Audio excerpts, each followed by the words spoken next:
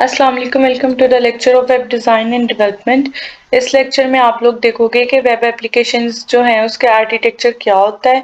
ये आर्किटेक्चर जो है इसी तरह हम डिफाइन करते हैं। आपको पता है आर्किटेक्चर जो है वो डायग्राम के थ्रू ज़्यादा अच्छा समझ में आ रहा होता है, तो हम डायग्राम को देख लेते हैं। उससे पहले हम थोड़ा सा ऊपर लिखा हुआ है वो देखते हैं। The web application architecture describes the interactions between applications, databases and middleware systems on the web. It ensures that multiple applications work simultaneously. Let us understand it with a simple example of uh, opening a web page. अगर मैं अब मुझे ये सारा जो है, अगर मैं सबकी बात करूं तो वो सिर्फ इतना सा है, ये आप देख लें। एक यूजर है वो कलेक्ट करता है डाटा, और जो है वो फ्रंट एंड जो है what user sees in interact जैसे एचटीएमएल, जैसे अब आपको ये इंटरेक्शन नजर आ रही है, आपका फ्रंट एंड है।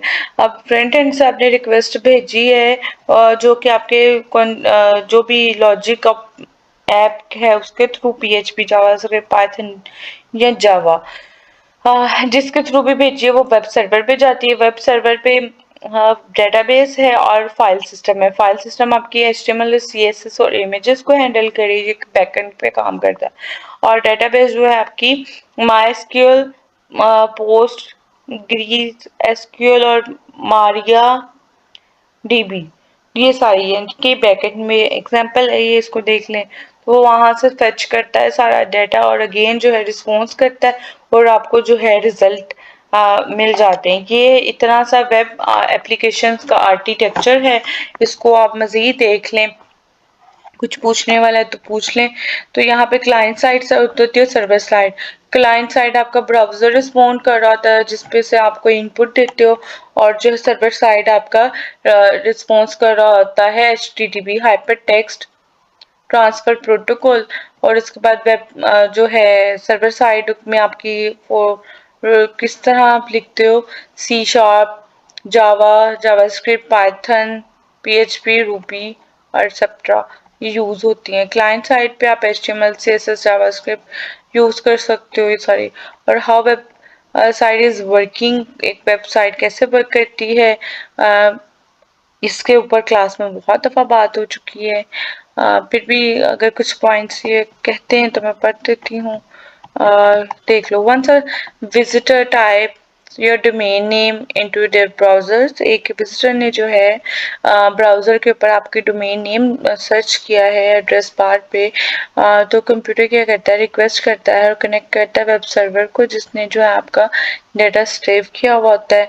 और वेब सर्वर जो है रिक्वेस्ट पास करता है डीएनएस को। डीएनएस क्या है आपने मुझे बताना है, which looks up the server IP address, जो कि सर्वर के आईपी एड्रेस में होता है। ठीक है। उसके बाद आता है DNS ensures that the browser connects to the correct server। DNS का हमने बहुत दफा पढ़ा है, पहले भी हमने इसके ऊपर डिस्कशन की हुई है। फिर उसके बाद वो देखता है कि ब्राउजर जो करेक्ट सर्वर के पास डाटा पड़ा है उसी को रिक्वेस्ट भेजता है। फिर उसके बाद हर चीज चेक की जाती है, सर्वर को फाइल प्रोसेस करवाई जाती है, और फिर जो भी डिस्प्ले करना होता है कंटेंट को कर देता है। The web browser reads those file HTML, CSS, images and other display them on a visitor screen।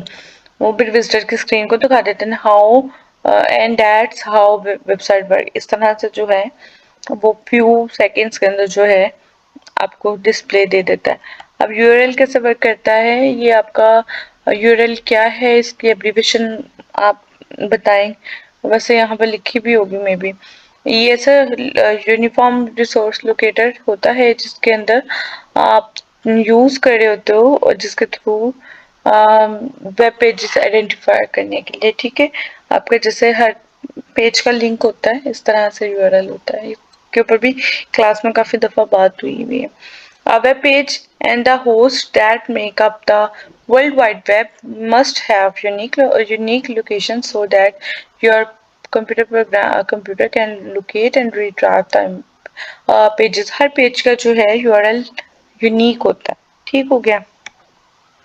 ये था सिंपल सा आर्किटेक्चर जो कि वेब एप्लीकेशन का होता है। तो इस तरह से आपकी जो है वेब एप्लीकेशन जो है वर्क कर रही होती है।